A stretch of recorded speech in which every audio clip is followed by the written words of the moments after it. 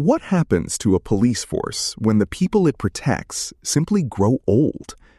A piece published in the Diplomat on 4 August 2026 captures a quiet transformation across East Asia. As populations age, police officers are increasingly acting as a default social safety net. They are the ones searching for wandering grandparents and fielding late-night calls from disoriented seniors. The shift forces a practical question about public safety. What happens to a police force when its primary job becomes managing the daily vulnerabilities of a graying society? Written by Tao Chen, Karen Pang, and Yumiko Shimabukuro in The Diplomat, narrated for Arva. About 1/3 of East Asia's population is projected to be 60 or older by 2050, making it the world's fastest aging region. Public debates about population aging have largely centered on its effects on democratic governance, economic growth, pension sustainability, healthcare, urban planning, and housing policy. Yet one area remains notably underdiscussed: policing. Across graying societies, police are becoming the catch-all agency for managing aging, as their roles and workloads have expanded in unprecedented ways. Police officers frequently mobilize to search for missing seniors and answer late-night calls from those who are confused or disoriented. As AI-powered scams become increasingly common, officers are playing a growing role as educators and protectors, helping older adults recognize and avoid financial fraud. They are often the first on the scene when older adults experience falls, heart attacks, strokes, or other medical emergencies. They are also on the front lines of social service delivery, responding to mounting cases of elder abuse or neglect, and routinely conducting welfare checks as social isolation and kinship erosion damage mental health. Furthermore, increasing traffic incidents involving elderly drivers have prompted the police to engage in driver safety campaigns and to identify and report at-risk older drivers. Beneath this expanding portfolio of aging-related police work lies a revolution in policing and governance more broadly.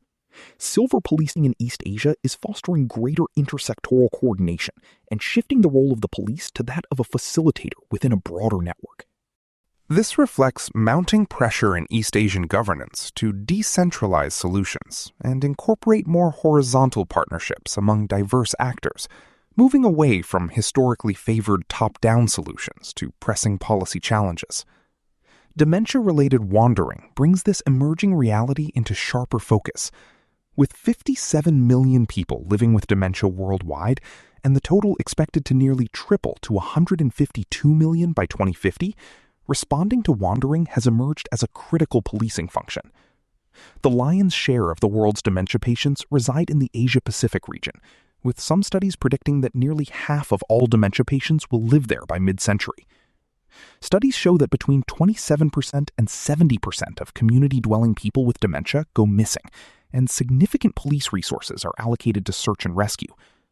Wandering can be fatal, and search efforts are time-sensitive. In some studies, up to half of people with dementia who go missing and are not found within 24 hours end up seriously injured or dead.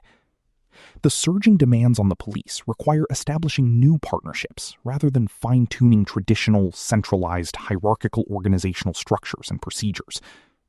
Police must now work rapidly and closely with hospitals, clinics, and long-term care facilities to determine whether a missing person has been admitted or located. Neighborhood associations, resident groups, and trained volunteers support search efforts, while families and caregivers strengthen prevention by registering older adults with dementia in local alert systems and equipping them with GPS tracking devices. Transit operators, retailers, and other businesses also serve as important community partners by staying alert for wandering older adults and reporting potential sightings. As coordination among police and other societal actors has intensified, countries have adapted and leveraged their existing infrastructure to scale these emerging collaborative solutions. Rather than building entirely new systems, each country has repurposed its existing strengths, such as transportation networks, urban planning, education systems, digital infrastructure, surveillance technologies, or biometric identification platforms, as the backbone for cross-sector collaboration that enables police to extend their capacity. Thus, a common thread across East Asia is not institutional convergence, but infrastructural adaptation.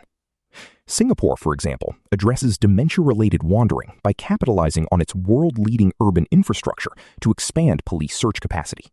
It has over 800 dementia go-to points located in public transit stations, supermarkets, and elder care centers, where community members can bring seemingly lost persons for assistance from trained staff.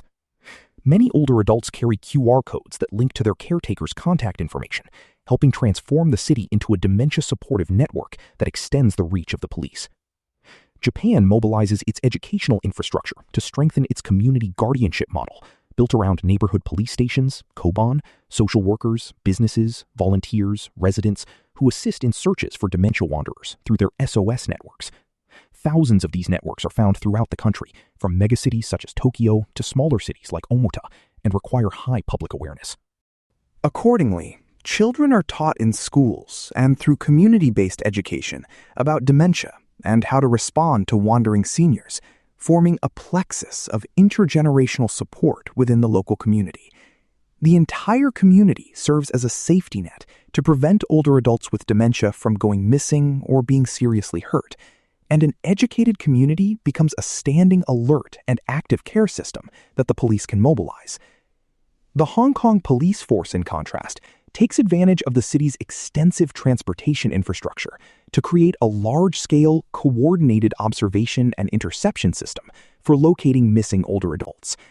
Unlike in automobile-dependent societies, wandering older adults in Hong Kong are likely to use the city's extensive mass transit railway, MTR, one of the world's busiest and most heavily used, operating more than 7,500 rail services and carrying over 4.7 million riders daily. In an unprecedented partnership with MTR, the police can enter the missing older adult's identity-linked transit card number, called the Octopus, which is possessed by 98% of the working-age population, into the MTR system so that its use automatically alerts station staff and notifies the police of the individual's location, while preventing the card from functioning at exit gates and directing the person to station staff for assistance. China leverages its extensive surveillance infrastructure alongside an auxiliary online crowdsourcing platform to scale coordination. The police rely on integrated command platforms that enable them and other municipal agencies to access and coordinate information from CCTV networks. Over 700 million cameras in China are estimated to be in operation, roughly one camera for every two people. Moreover, ubiquitous drones help pinpoint a person's location to aid the on-the-ground search. China also mobilizes millions of smartphone users through crowdsourcing apps such as Douyin Shunren, a public interest missing person service, creating a hybrid search architecture that combines state coordination with citizen participation to support police efforts. South Korea and Taiwan have integrated police work with tracking and identification infrastructure to collectively prevent wandering in the first place.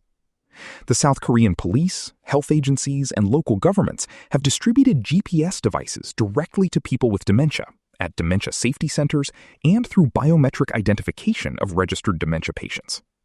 Families pre-registered dementia patients' guardians' contact information, fingerprints, and photos in a centralized police database, enabling faster identification and reunification if the person is later found disoriented. Similarly, in Taiwan, biometric pre-registration, especially fingerprinting, combined with ID bracelets and other tracking devices. In some cities, a low-power Bluetooth positioning device that looks like a lucky charm from local temples is given to the elderly to increase adoption, enables rapid identification and reunification. As the harbinger of silver policing, East Asia offers a glimpse into the future of other countries. By 2030, 1 in 6 people worldwide will be 60 or older, and issues such as dementia-related wandering will become more prevalent. East Asia teaches us that meeting these demographic challenges will require new forms of governance, even in policy spheres like public security, where governments have zealously guarded their authority to dictate solutions to citizens. Traditional roles are breaking down and evolving. Police work is no longer defined solely by responding to crime, but increasingly by safeguarding vulnerable populations.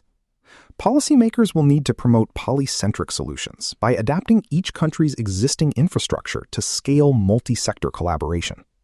Yes, this will break down institutional boundaries, redistribute responsibility across public, private, and community actors, and transform how governments, including the police, function.